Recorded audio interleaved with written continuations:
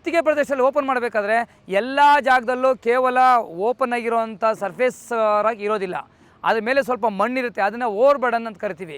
ಆ over ಬರ್ಡನ್ನ ತೆಗೆಯುವಂಥ process first ಮಾಡ್ತಿದ್ದೀವಿ. ಮರದ ಕಟ್ಟಿಗೆಯನ್ನೇ ಯಾಕೆ ಯೂಸ್ ಮಾಡ್ತೀವಿ ಅಂದರೆ, ಸ್ಫೋಟಕ ವಸ್ತುಗಳಲ್ಲಿ ಯಾವುದೇ ಒಂದು ಕಬ್ಬಿಣದ ಸರಳುಗಳನ್ನಾಗಲಿ ರಾಡ್ಗಳನ್ನಾಗಲಿ ಬಳಸಲು ಅನುಮತಿ ನೀಡಿರುವುದಿಲ್ಲ. ಆ ರೀತಿ ಮಾಡುವುದರಿಂದ ಅಪಘಾತಗಳಾಗುವ ಸಂಭವಗಳು ಹೆಚ್ಚಾಗಿರುತ್ತದೆ.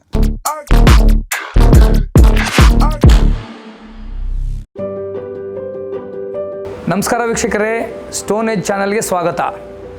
ಈ ಹಿಂದಿನ ಸಂಚಿಕೆಯಲ್ಲಿ ಎಮ್ ಸ್ಯಾಂಡ್ ಮತ್ತು ಜಲ್ಲಿಕಲ್ಲು ಯಾವ ರೀತಿ ಪ್ರೊಡಕ್ಷನ್ ಮಾಡ್ತೀವಿ, ಉತ್ಪಾದನೆ ಮಾಡ್ತೀವಿ ಅನ್ನೋದನ್ನ ತಿಳ್ಕೊಂಡಿದ್ದೀವಿ.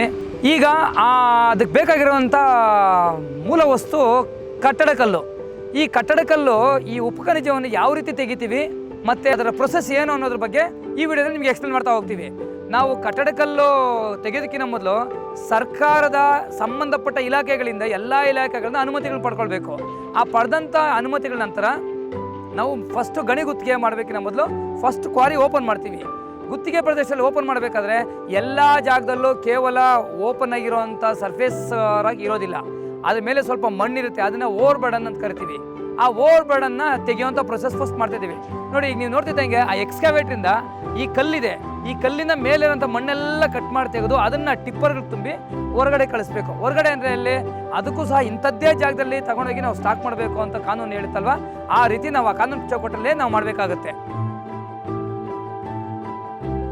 ಈಗ ಕ್ವಾರಿಂಗ್ ಮಾಡಬೇಕಾದ್ರೆ ಓವರ್ ಬರ್ಡನ್ ತೆಗೆದಾದ್ಮೇಲೆ ಡ್ರಿಲ್ಲಿಂಗ್ ಇಂಪಾರ್ಟೆಂಟು. ಡ್ರಿಲ್ಲಿಂಗಲ್ಲಿ ಎರಡು ವಿಧ, ಒಂದು 32 mm ಡ್ರಿಲ್ಲಿಂಗು, ಇನ್ನೊಂದು ಬೋರ್ವೆಲ್ ಡ್ರಿಲ್ಲಿಂಗ್ ಅಂತ ಕರಿತೀವಿ. 100 mm ಡಯಾ ಇರುತ್ತೆ ಆ ಹೋಲ್ ಡ್ರಿಲ್ಲಿಂಗು. ಅದು ಬ್ಲಾಸ್ಟ್ ಮಾಡಿದ್ರೆ ಅಂಡರ್ಗ್ರೌಂಡ್ ವೈಬ್ರೇಷನ್ ಬರುತ್ತೆ ಅನ್ನೋದು ಕಾರಣಕ್ಕೋಸ್ಕರ ಎಲ್ಲರೂ ಸಾಮಾನ್ಯವಾಗಿ 32 mm ಡ್ರಿಲ್ಲಿಂಗ್ ಮಾಡಿನೇ ಈಗ ಕಲ್ಲು ಗಣಿಗಾರಿಕೆ ಮಾಡ್ತಾರೆ. ಆ ಡ್ರಿಲ್ಲಿಂಗ್ ಬ್ಲಾಸ್ಟಿಂಗ್ ಅಲ್ಲಿ ಯೂಸ್ ಆಗೋದು ಫಸ್ಟ್ ಜಾಕ್ ಹ್ಯಾಮರ್. ಈ ಜಾಕ್ ಹ್ಯಾಮರ್ ಹೆಂಗೆ ಕೆಲಸ ಮಾಡುತ್ತೆ ಅಂತಂದ್ರೆ, ಇದಕ್ಕೆ 100 PSI ಏರ್ ಪ್ರೆಷರ್ ಬಂದಾಗ ಡ್ರಿಲ್ಲಿಂಗ್ ಮಾಡಬೇಕಾದ್ರೆ ಆ ಉಳಿ ಸುತ್ತಿಗೆ ಯಾವ ರೀತಿ ಹೊಡಿತೋ ಅದೇ ಕಾನ್ಸೆಪ್ಟಲ್ಲೇ ಇದು ಡ್ರಿಲ್ಲಿಂಗ್ ಆಗುತ್ತೆ. ಡ್ರಿಲ್ಲಿಂಗ್ ಆಗಿ ಆ ಕಟ್ಟಿಂಗ್ಸ್ ಏನಾಗಿರುತ್ತಲ್ಲ, ಕಟ್ಟಿಂಗ್ಸ್ ಎಲ್ಲ ಆಚೆ ಬರುವಾಗ ಡಸ್ಟ್ ಜಾಸ್ತಿ ಬರುತ್ತೆ. ಆ ಡಸ್ಟೇ ಕಂಟ್ರೋಲ್ ಮಾಡೋದಕ್ಕೋಸ್ಕರ ವೆಟ್ ಡ್ರಿಲ್ಲಿಂಗ್ ಅಂತ ಮಾಡ್ತೀವಿ. ಆಗ ನೋಡಿ, ಈಗ ಗೋಣಿ ಚೀಲ ಹಾಕಿ ಅದನ್ನ ತೇವ ಮಾಡಿ ಹೊಡೆದಾಗ ಆ ಡಸ್ಟು ಹೊರಗಡೆ ವಾತಾವರಣಕ್ಕೆ ಹೋಗದೆ ಇರೋದು ಅಲ್ಲೇ ಉಳಿಯುತ್ತೆ. ಇದೆಲ್ಲ ಗಣಿಗಾರಿಕೆ ಮಾಡಬೇಕಾದ್ರೆ ತಗೊಳ್ಬೇಕಾಗಿರುತ್ತ ನಾವು ಮುನ್ನೆಚ್ಚರಿಕಾ ಕ್ರಮಗಳು.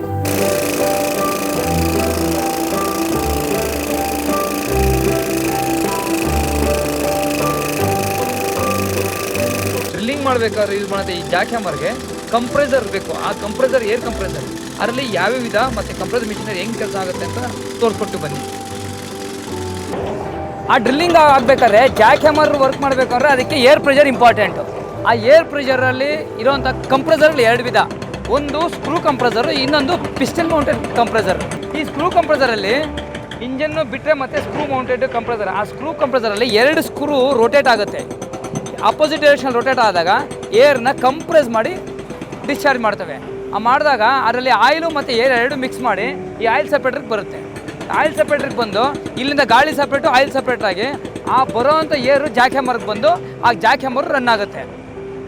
ಒಂದು ಜಾಕ್ ಹ್ಯಾಮರ್ ಹೊಡ್ಬೇಕಾದ್ರೆ ನಮಗೆ 80 to 100 PSI ಇರಬೇಕು ಮತ್ತು ರನ್ನಿಂಗ್ ಫ್ಲೋ ಬಂದ್ಬಿಟ್ಟು 100 CFM ಏರ್ ಬೇಕು ನಮ್ಗೆ. ಅದಕ್ಕೆ ಈ ಎಕ್ಸಾಂಪಲ್ ಈ ಒಂದು ಕಂಪ್ರೆಸರು ಡ್ರಿಲ್ಲಿಂಗ್ ಮಾಡಬೇಕಾದ್ರೆ 4 ಜಾಕ್ಸ್ ರನ್ ಮಾಡ್ಬೋದು. ನಾವು ಒಂದು 4 ಜಾಕ್ ಅಂದರೆ ಇದು 100 PSI 400 CFM ಕಂಪ್ರೆಸರ್. ಇದು ಬಿಟ್ಟು ನೆಕ್ಸ್ಟ್ ಇನ್ನೊಂದು ಪಿಸ್ಟನ್ ಹೆಡ್ ಕಂಪ್ರೆಸರ್, ಅದನ್ನು ತೋರಿಸ್ತೀನಿ ಬನ್ನಿ. ನೋಡಿ, ಈ ಕಂಪ್ರೆಸರು ಟ್ರ್ಯಾಕ್ಟರ್ ಮೌಂಟೆಡ್ ಕಂಪ್ರೆಸರ್ ಅಂತ ಕರಿತೀವಿ.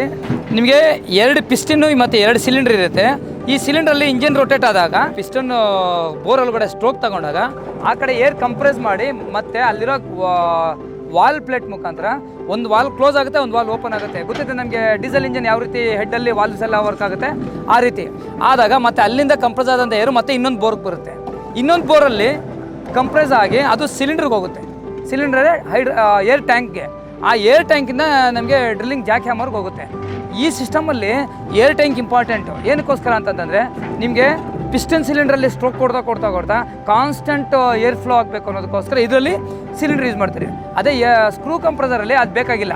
ಯಾಕಂದರೆ ಸ್ಕ್ರೂ ಕಂಪ್ರೆಸರಲ್ಲಿ ಕಾನ್ಸ್ಟೆಂಟ್ RPM ಅಲ್ಲಿ ರೊಟೇಟ್ ಆಗೋದ್ರಿಂದ ಏರ್ ಫ್ಲೋ ಸಹ ಕಾನ್ಸ್ಟೆಂಟ್ ಇರುತ್ತೆ, ಒಂದೇ ಸಮಯ ಇರುತ್ತೆ. ಒಂದು ಟ್ರ್ಯಾಕ್ಟರ್ ಕಂಪ್ರೆಸರಲ್ಲಿ ಒಂದು ಜಾಕ್ ಹ್ಯಾಮರ್ ಹೊಡ್ಬೋದು. ಕಾರಣ ಏನಂತಂದರೆ ಇದು ಕೆಪಾಸಿಟಿ ಬಂದ್ಬಿಟ್ಟು 100 CFM ಮಾತ್ರ ಇರುತ್ತೆ ಇದರಲ್ಲಿ.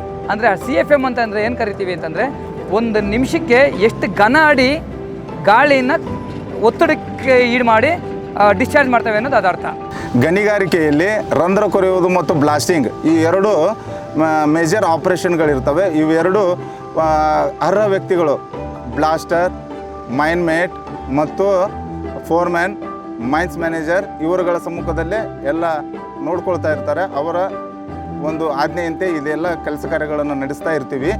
ಒಂದು ಬ್ಲಾಸ್ಟಿಂಗನ್ನು ಮಾಡಬೇಕಾದ್ರೆ ಕಾಂಪಿಟೆಂಟ್ ಪರ್ಸನ್ ಬ್ಲಾಸ್ಟರ್ ಅಂತ ಇರ್ತಾರೆ. ಅವರ ಒಂದು ಉಪಸ್ಥಿತಿಯಲ್ಲಿ ಈ ಕಾರ್ಯವನ್ನು ನಾವು ಕೈಗೊಳ್ಳುತ್ತೇವೆ. ಇದು ಬಂದುಬಿಟ್ಟು ಜೆಲ್ಲು, ಇದು ಬಂದುಬಿಟ್ಟು ನಾನೆಲ್ ಅಂತ ಹೇಳ್ತಾರೆ. ಈ ನಾನೆಲ್ಲನ್ನು ನಾವು ಈ ಜೆಲ್ ಅನ್ನುವುದರಲ್ಲಿ ಈ ರೀತಿ ಕಾಟ್ರೇಜನ್ನು ಮಾಡಿಬಿಟ್ಟು ಇದನ್ನು ಟೈಟಾಗಿ ಈ ಕೊರೆದಿರ್ತಕ್ಕಂಥ ರಂಧ್ರದ ಆಳದೊಳಕ್ಕೆ ಚೆನ್ನಾಗಿ ಇಳಿಸ್ಬೇಕು.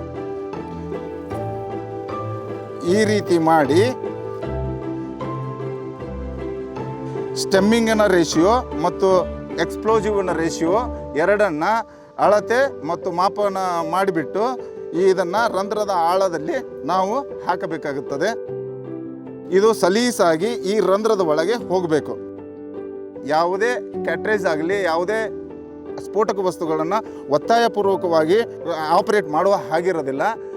ಇದು ಸಲೀಸಾಗಿ ಹೋದ್ಮೇಲೆ ಮರದ ಕಟ್ಟಿಗೆಯಿಂದ ಸರಿಯಾಗಿ ಎಕ್ಸ್ಪ್ಲೋಸಿವ್ ಆಳಕ್ಕೆ ಇಳಿದಿದೆ ಇಲ್ಲೋ ಅನ್ನೋದನ್ನು ಪರಿಶೀಲಿಸಿ ಆ ನಂತರ ಇದನ್ನು ಸ್ಟೆಮ್ಮಿಂಗ್ ಮಾಡಬೇಕಾಗುತ್ತೆ. ಸ್ಟೆಮ್ಮಿಂಗ್ ಅಂದರೆ ಈ ರಂಧ್ರವನ್ನು ಮಣ್ಣಿನಿಂದ ಭದ್ರಗೊಳಿಸುವುದು. ಈ ಮಣ್ಣು ಹೇಗಿರಬೇಕಂದ್ರೆ ಮರಳು ಮಿಶ್ರಿತ ಜೇಡಿ ಮಣ್ಣಿನ ರೂಪದಲ್ಲಿರಬೇಕು. ಆ ಮಣ್ಣು ಹೀಗೆ ಹಿಡಿದು ಹೀಗೆ ಮಾಡಿದಾಗ ಉಂಡೆಗಟ್ಟಬೇಕು.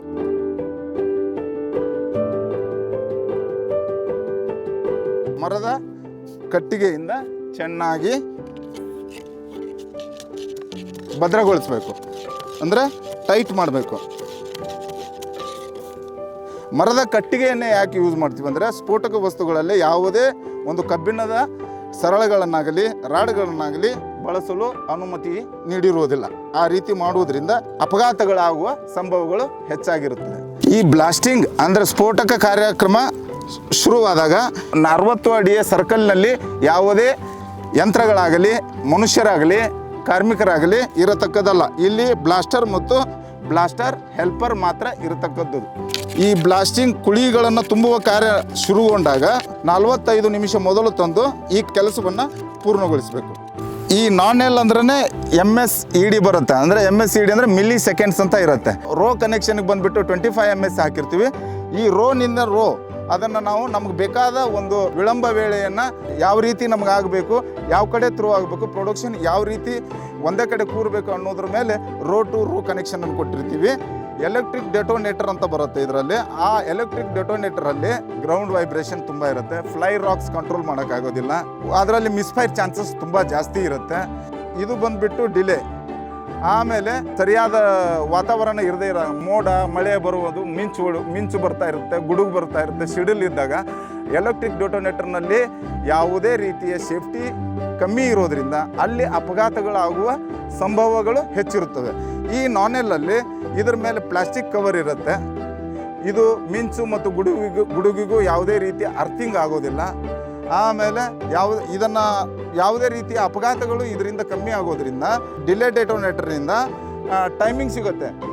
ಒಂದು ಕುಳಿಯಿಂದ ಇನ್ನೊಂದು ಕುಳಿಗೆ ಇದು 25 MS ಮಾಡಿದ್ವಿ ಅಂದರೆ ಒಂದು ಲೈನು 25 + 50 + 75 ಪ್ಲಸ್ ಹಿಂಗೆ ಮಲ್ಟಿಪ್ಲೈ ಆಗ್ತಾ ಹೋಗುತ್ತೆ. ಇದು ಒಂದು ಕುಳಿ ಬ್ಲಾಸ್ಟ್ ಆಗಿ ಆ ಕಲ್ಲು ಪಕ್ಕಕ್ಕೆ ಸರಿದ ನಂತರ ಇನ್ನೊಂದು ಆಗೋದ್ರಿಂದ ಫ್ಲೈ ರಾಕೇ ಬರೋದಿಲ್ಲ.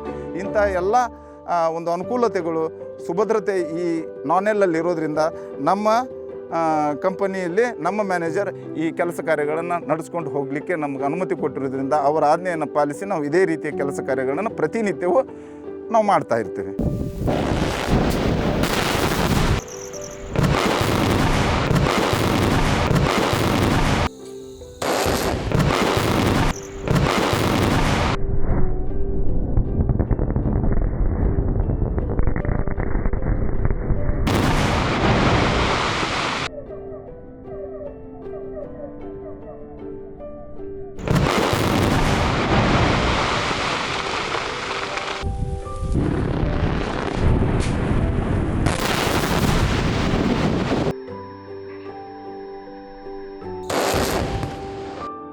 ಡ್ರಿಲ್ಲಿಂಗ್ ಆಗಿ ಬ್ಲಾಸ್ಟಿಂಗ್ ಆದಮೇಲೆ ಬ್ಲಾಸ್ಟಿಂಗ್ ಆದಾಗ ಅದು ಅನ್ಇವನ್ ಸೈಜಲ್ಲಿ ಬೋರ್ಡರ್ಸ್ ಬರುತ್ತೆ. ನಮಗೆ ಕೃಷಿ ಯೂನಿಟ್ಗೆ ಹೋಗ್ಬೇಕಾದ್ರೆ ಒಂದು ಸೈಜ್ ಅಂತ ಇರುತ್ತೆ, ಅದು 1.5 ಅಡಿ 2 ಅಡಿ ಈ ರೀತಿ ಇರುತ್ತೆ.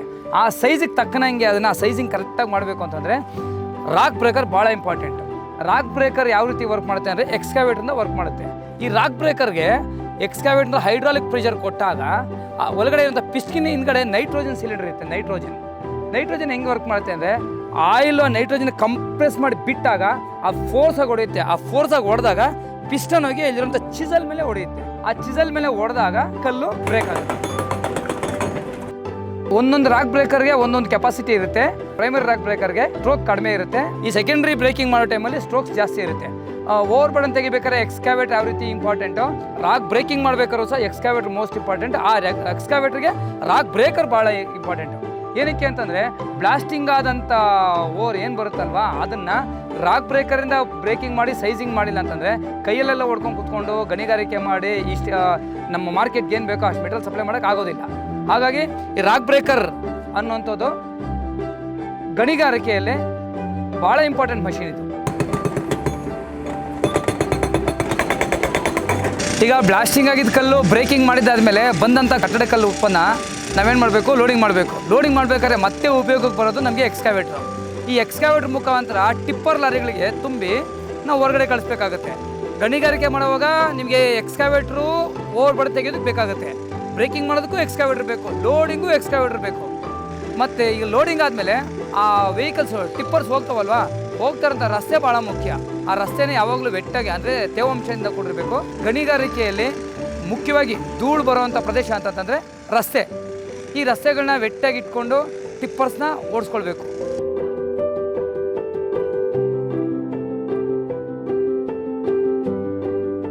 ಇದು ಕಲ್ಲುಗಣಿ ಕೆರೆಯಲ್ಲಿ ಕಟ್ಟಡ ಕಲ್ಲು ಅಂದರೆ ಜಲ್ಲಿ ಕ್ರಷರ್ ಸ್ಯಾಂಡ್ಗೆ ರಾ ಮೆಟೀರಿಯಲ್ ಸಪ್ಲೈ ಮಾಡಬೇಕಾದ್ರೆ ಯಾವ ರೀತಿ ಗಣಿಗಾರಿಕೆ ಮಾಡ್ತಾರೆ, ಬ್ಲಾಸ್ಟಿಂಗ್ ಮಾಡಿ ಯಾವ ರೀತಿ ತೆಗಿತಾರೆ ಅನ್ನೋದನ್ನ ಈಗ ನಾವು ತಿಳ್ಕೊಂಡ್ವಿ. ನಂತರ ಮುಂದಿನ ವಿಡಿಯೋದಲ್ಲಿ ಬ್ಲಾಸ್ಟಿಂಗ್ ಮಾಡ್ದೇನೆ ಕಲ್ಲು ತೆಗೆಯೋದ್ರಿಂದ ಏನು ಉಪಯೋಗಗಳು ಮತ್ತು ಆ ಕಲ್ಲನ್ನು ಏನಕ್ಕೆ ಉಪಯೋಗಿಸ್ತೀವಿ ಅನ್ನೋದ್ರ ಬಗ್ಗೆ ಸಮಗ್ರವಾದಂಥ ಮಾಹಿತಿಯೊಂದಿಗೆ ತಮ್ಮ ಮುಂದೆ ಬರ್ತೀವಿ. ಧನ್ಯವಾದಗಳು.